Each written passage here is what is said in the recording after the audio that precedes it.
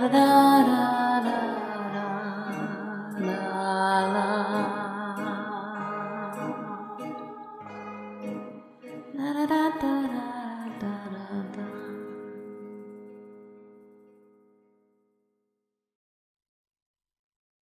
did I get out here?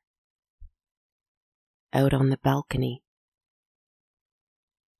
One moment I was recording, working on an episode, as I usually frantically am around this time of week. And I felt my eyes growing heavy, but that's a good thing in my line of work, right? I thought I heard a door open, and next thing I knew, blackness, where dreams hid away. Something about going on a trip, trying to get from one place to another, but getting distracted along the way, having others jump in my path and try to keep me away from the thing, the big thing, the trip, the only trip. But I wasn't quite me. I was a little different, and ready to fly away somewhere. It felt like dreams, though. You know what I mean. So I wasn't too worried about it, you know? But then, I was here. And I know this isn't a dream. I think. The sun hasn't come up yet. Good thing I woke before that. It would be pretty embarrassing. I guess I went sleepwalking. Opened the door and just stood here. Good thing I didn't try to jump on the railing or anything. That would be really scary to wake up to. It's cold out here. Very cold, but very peaceful. Last night, I felt sure that someone was watching me. I wonder if I said anything about it in last week's episode. Wait, that doesn't make any sense. Last night, last week, never mind. But you know, I'm not so worried about having sleepwalked out to the balcony tonight. I can't really say why. I don't think I was in danger, though. That's the beauty of feeling like you're being watched. A positive side of it. We like to assume that when we have that distinct and eerie feeling, we are being watched by something that means us harm.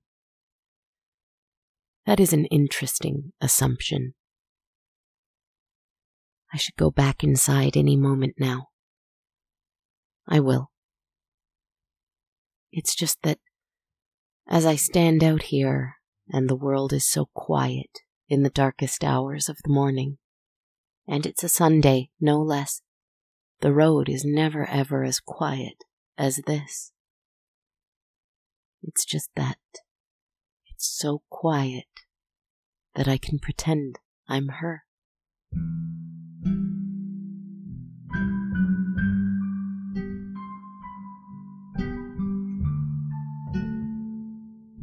On the parapets of the castle, overlooking a forest. On cloudy nights, you can't even see the city beyond those trees outside my balcony. It's like looking at a forest anyway. I can imagine that I am any version of her whatsoever. Which do I feel like today? It's silly. I have to wake up and do other real work tomorrow. Better get back inside. That stuff is the priority, you know. No, I don't know. Why? This feels like the priority right now. Well, I better think of a story at least. I think it's time for one. Okay. What will it be?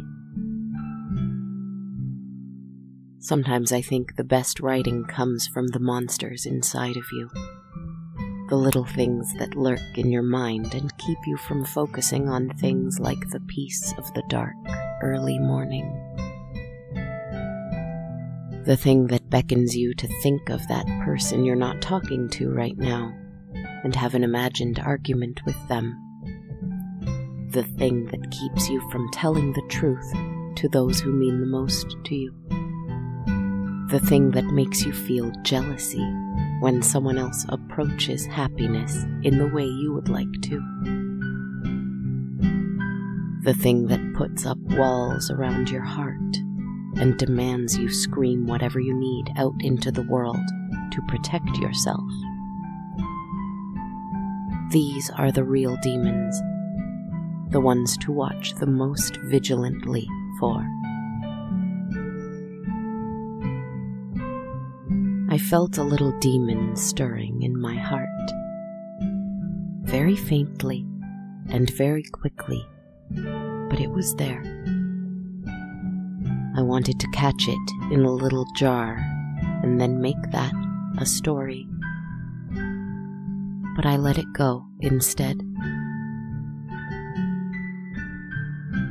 That's the problem.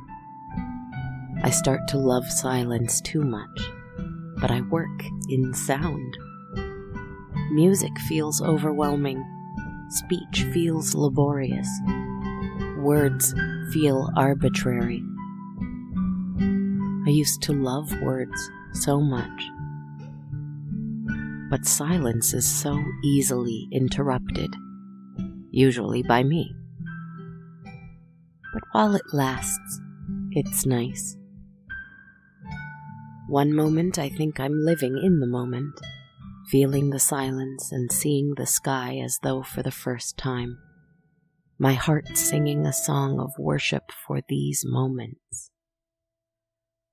And the next I'm on my phone, watching a video about nothing, and checking my emails again, and scrolling social media with envy and disdain in my heart. Lamenting the ticking clock, the speed at which time passes by in the city, wishing I could be on forest time or castle time instead. And then I wake up on the balcony, and I remember again. The world is designed to make us forget, to make us stop listening. But the body, the earth, the moon, the heart, and the soul will make us all to remember and to pay attention. There are some in this world who by circumstance alone have no time to listen, only time to run and hide and cry out. We cannot betray them by pretending we don't hear.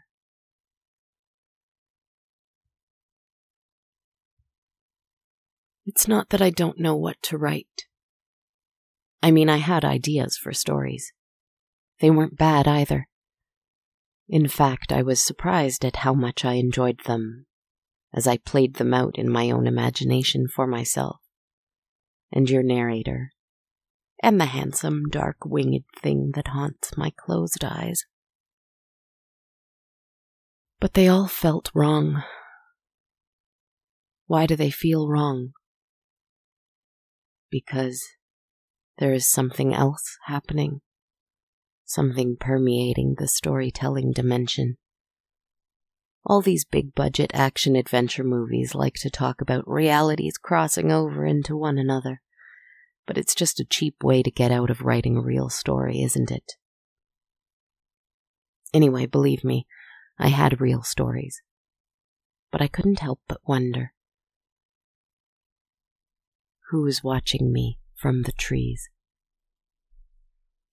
Who is witnessing all of this remembering and forgetting creating and destroying, hearing and speaking. Who is listening to me across the internet? I write it into my computer between jaunts around the apartment. I focus on the feeling of peace, but jealousy, anger, despair, regret, shame, confusion, pride, fear, more than anything else, truly, come into view. But it doesn't really matter as much, and they pass on by. That's what's important, that they keep on going, so you can return to listening. For what?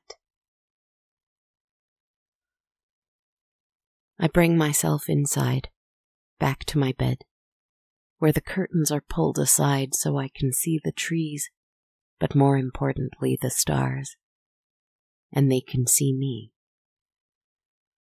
With the lights off in here, the sky seems brighter. On a clear night when the moon is full, the light shines in so brightly you can see each of its rays. There is a full moon tonight, but the skies are stormy. All the same, the night is brighter than my room. And then suddenly, blackout. Electronics, yes, the little lights on in the kitchen and from hidden things that are always on. Those all shut off. I know, because I reach over to my nightstand to try and turn a lamp on, but the switch has no effect. I've had this nightmare before. But not only that, the skies outside, the source of soft, ambient light that gave me something beautiful to look at as I drift off to sleep. That's all black, too. I don't think it's my eyes. If I focus just enough, I can almost make out the outline of the window. It's just that there's only darkness behind it.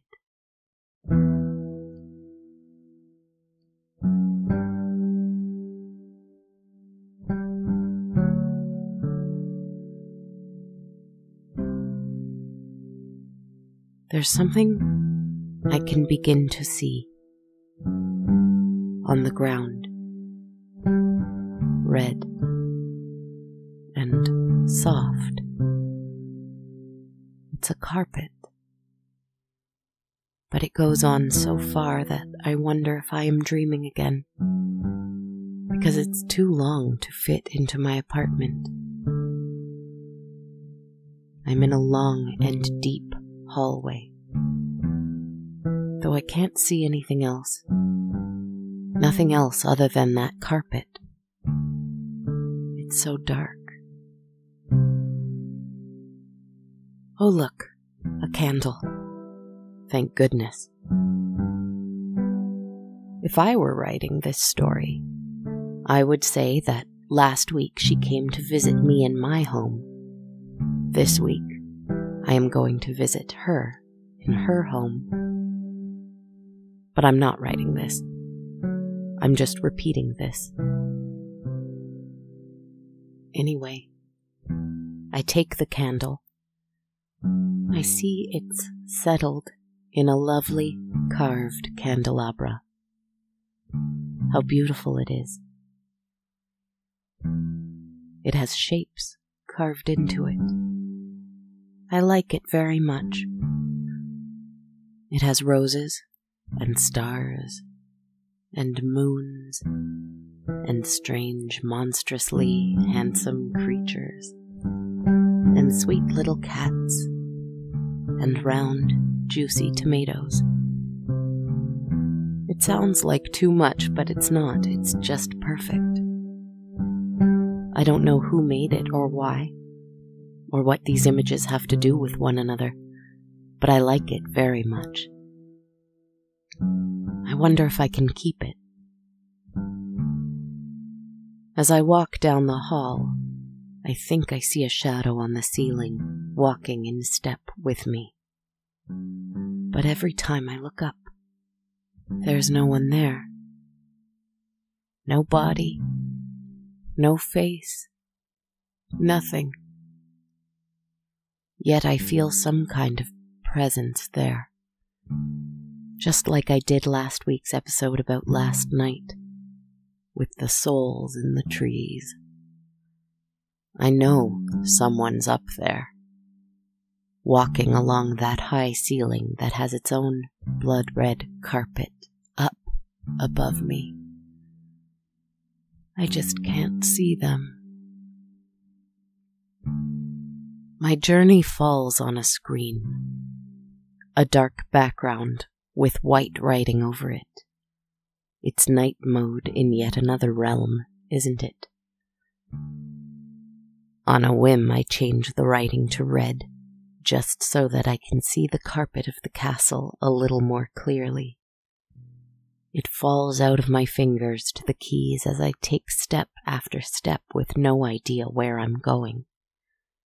And the soul without a body walks along her ceiling as well.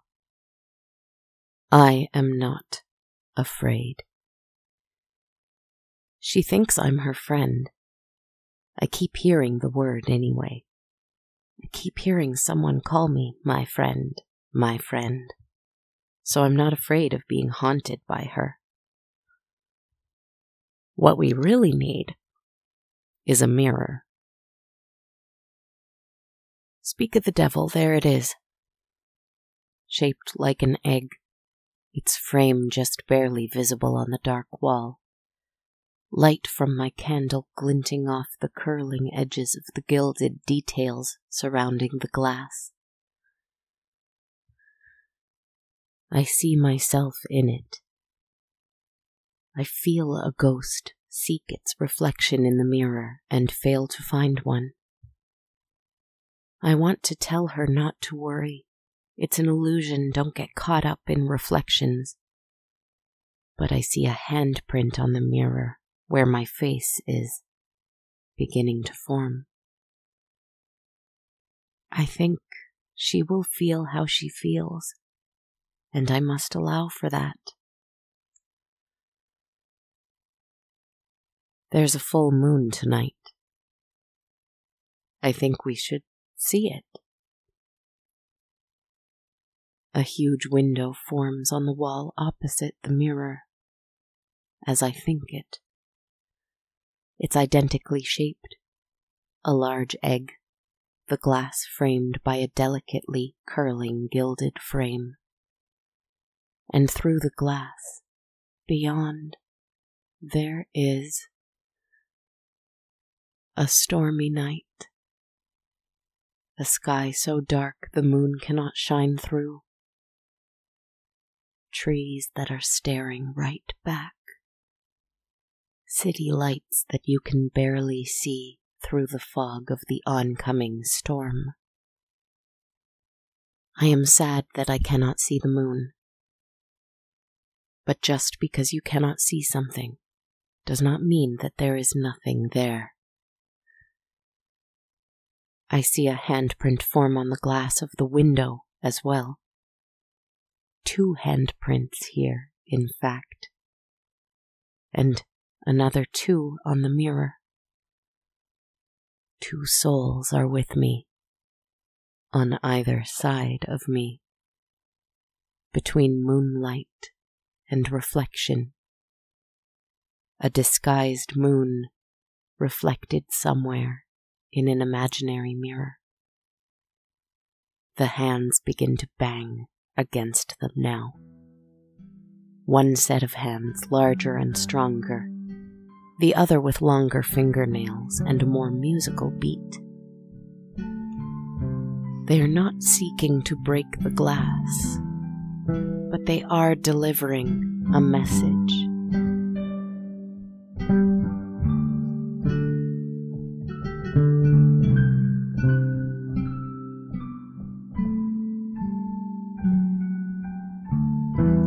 Where the bee sucks, there suck I. In a cowslip spell I lie,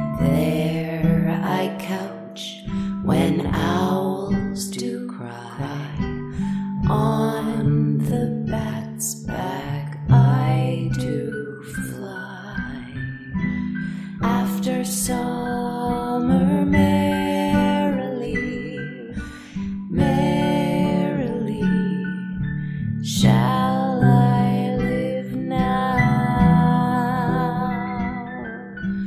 under the blossom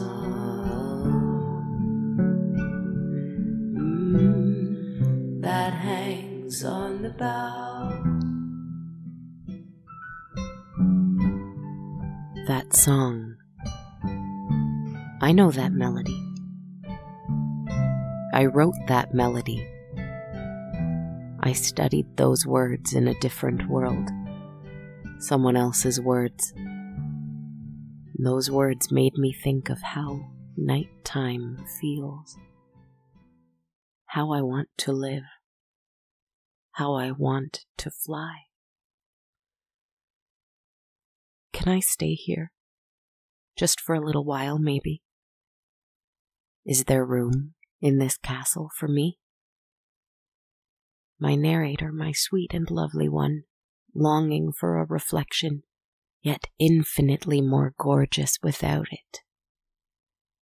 And my stranger, my frightening and romantic one, sneaking roses and moonlight and transformation into my life. Longing for nothing but complete surrender and adoration. I will be your reflection. I will surrender. I will give you everything you want, spirits. You needn't haunt me several times on a holiday to teach me a lesson. The lesson is ongoing. I don't know what the damned lesson is. I don't know what way is up or down, but I know two things. First, we've got to break all the mirrors and walls and screens and glass things that serve only to separate. And it will be a lifelong journey that I will fail at every day, but try harder and harder with, even so. And second, I need to sing with you. Can I please sing with you? Can I stay here? Just for a little while, maybe. Where the bee sucks, there suck I. In a cowslip's bell I lie. There I couch when owls do cry. On the bat's back I do fly.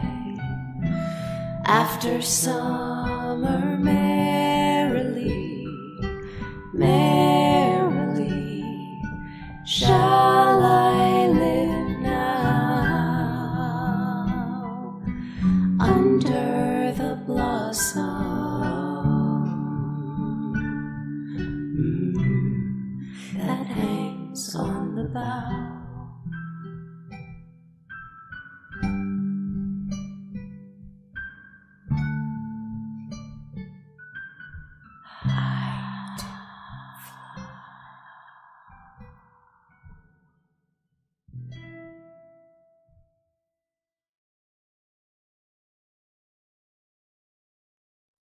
There are stories yet to be told. Fun stories about pirates and adventure and sea monsters and stormy skies. Melancholy tales of ghosts and manor houses and chandeliers and candelabras. Frightening yarns about beasts and conversations with old gods and circuses and markets and festivals and banquets. But I'm looking for something else, this time. The mirror shatters first, the window next. The light streams in. The sky is clear. The full moon is out, and it shines directly on me. Not through a window, not in the reflection of a mirror. It reaches through the hole in the castle hallway and touches me. And the two shadowy silhouettes on either side of me pull themselves towards each other and become one great one that falls to the red carpet behind me, trailing behind my feet. Depending on the angle of the moonlight, sometimes they are one, sometimes they are two. I feel them trail behind me as I walk the now moonlit hallway, following the carpet with my candelabra before me, of course.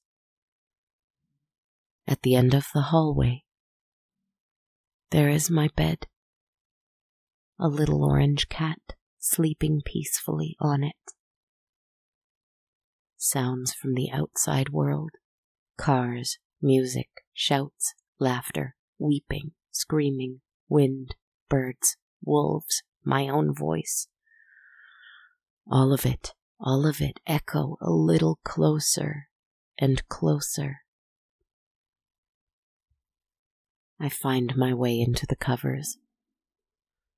My shadows do not. They linger instead at the foot of the bed and watch me. I feel them watching me, and it feels not like a threat, but loving protection. Sing me a lullaby as I wake up and see the sunrise from my windows. It's morning. I have work to do. I have to wake up and record all this stuff that's happened to me, put it in my voice. Have to do a full moon tarot reading for the Patreon page. Have to go to work, upload it, edit the files. Have to try to have it all done by the evening. And if I'm lucky, maybe I will find myself walking in my sleep again to some different hallway. The pink-orange sunrise on the dark purple sky makes something on my nightstand sparkle. It's my candelabra, the same one from the castle. I lie in bed on my side. It's too early to wake up, but I don't want to draw the curtains. I want to watch the sunrise as I get just a little more sleep before my busy day. It's important to sleep well during a full moon. You never know what you'll learn in your dreams. My eyelids grow heavy as I analyze every detail on my candelabra. Oh, I should blow the candle out, I think. And that's when a shadowy hand with long fingers and claws reaches into my view and drags the candle towards the edge of the nightstand. And I hear someone inhale, breathe out sharply, and blow it out.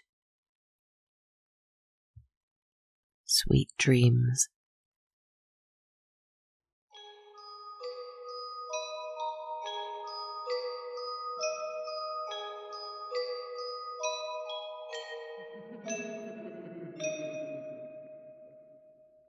La la la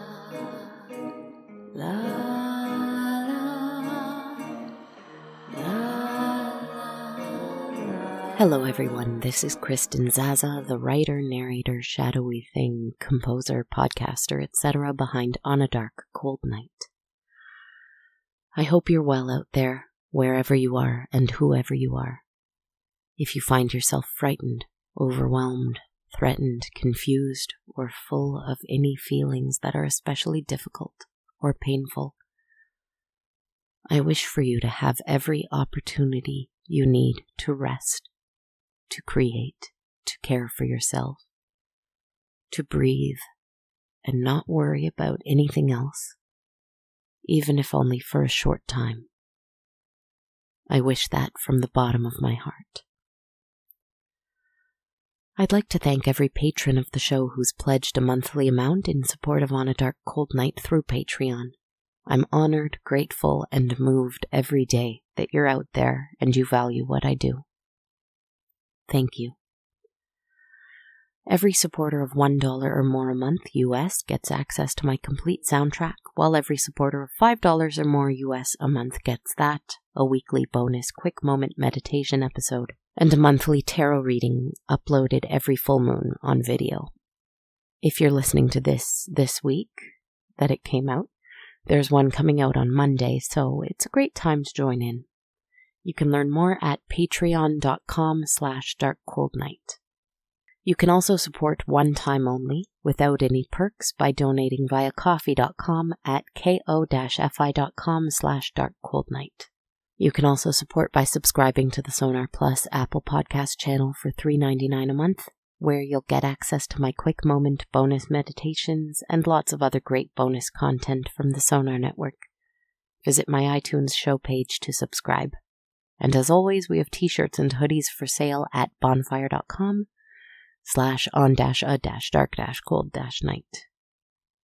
I would also appreciate if you left a rating or a review wherever you can, like Spotify, iTunes, Podchaser, Facebook, anywhere else you like to do so. You can follow me on social media. I'm on Facebook and YouTube under the name On a Dark Cold Night, Instagram at Dark Cold Night Podcast, Blue Sky and TikTok at Kristen Zaza, all one word, and Twitter at A Dark Cold Night. I'd love to hear from you there. Thank you so much for listening. I know I might be going on a strange path right now, but I'm trying to listen to my heart and not my mind so much. Maybe there will be a learning curve, but I'm also excited about it. I hope you don't mind. And I'm grateful to you for coming with me on this one. Wishing you love and light as the days grow colder and darker. Wishing we can spread that love and light as far as we can. Good night, dear friends, and take care.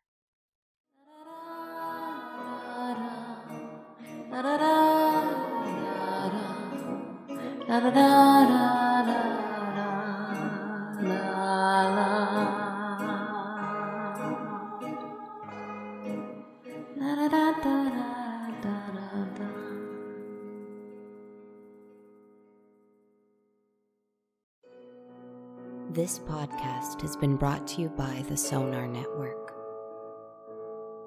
Sonar.